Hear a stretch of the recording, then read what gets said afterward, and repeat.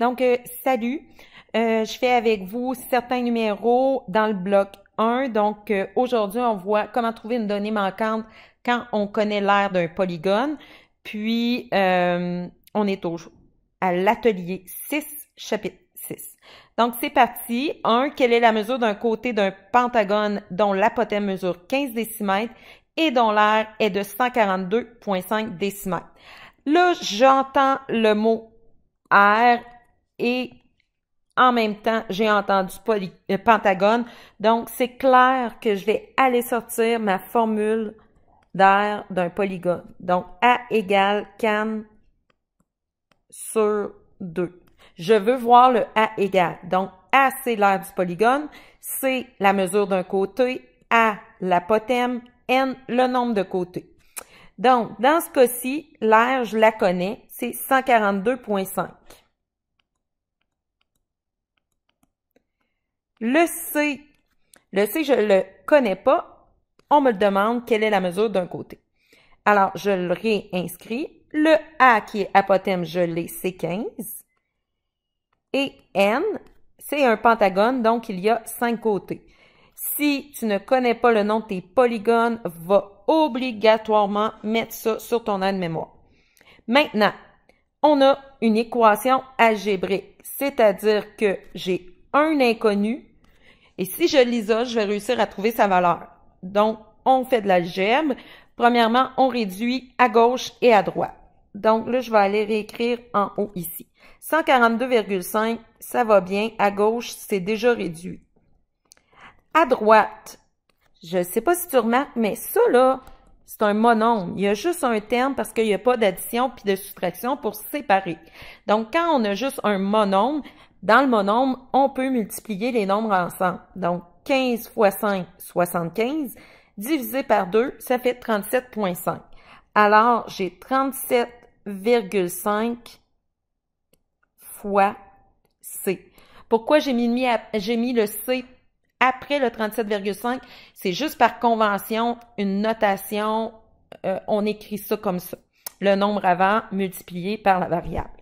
Maintenant, j'ai réduit aussi à droite. Plus facile de trouver mon C. Entre le 37,5 et le C, c'est une multiplication. Donc, si je veux retirer le 37,5, je vais devoir diviser par 37,5.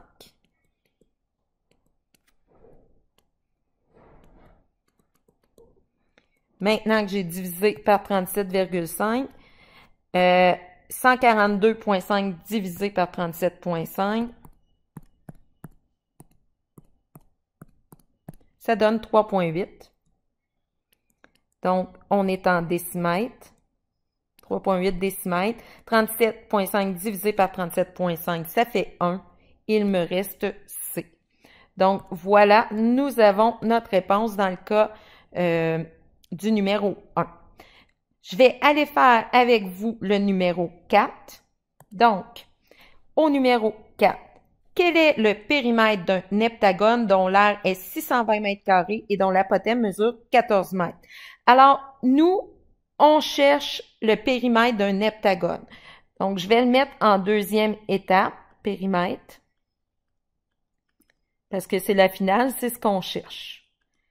Et comme je parle de périmètre, je veux obligatoirement voir la formule du périmètre pour un heptagone. Là, on ne l'a pas dit, là, mais c'est régulier. Donc, C fois N. Et on a l'aire de l'heptagone. Donc, comme j'ai l'aire de l'heptagone, je vais obligatoirement écrire ma formule d'aire de polygone. Et une formule vient toujours avec une égalité, avec des termes de chaque côté. Donc, le A égale, je veux le voir. Et qu'est-ce que je vais trouver avec ça? Ben, c'est la mesure du côté.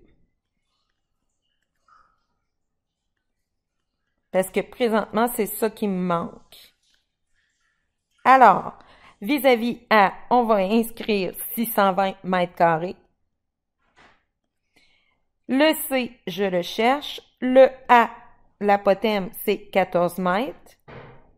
Et finalement, le N, c'est un heptagone. Donc, heptagone, c'est 7 côtés divisé par 2. Alors, je réduis à gauche et à droite parce que mon but, c'est d'isoler le C. Donc, 620 est égal à 14 fois 7 divisé par 2. Ça donne 49 fois C. Alors, je veux avoir le C. Donc, je dois diviser par 49 puisque entre le 49 et le C, c'est une multiplication. Ce qui annule la multiplication, c'est la division. Alors, 620 divisé par 49 est égal à 12,65. Je vais aller mettre ici 12,65. Et ça, c'est égal à C, puisque 49 divisé par 49, ça donne un C. OK. Maintenant que j'ai mon côté C, qui est en mètres, je peux aller trouver mon périmètre. Donc, P va être égal à C, 12,65, fois mon nombre de côtés, qui est 7. Alors, 12,65 fois 7, ça l'égale 88,55.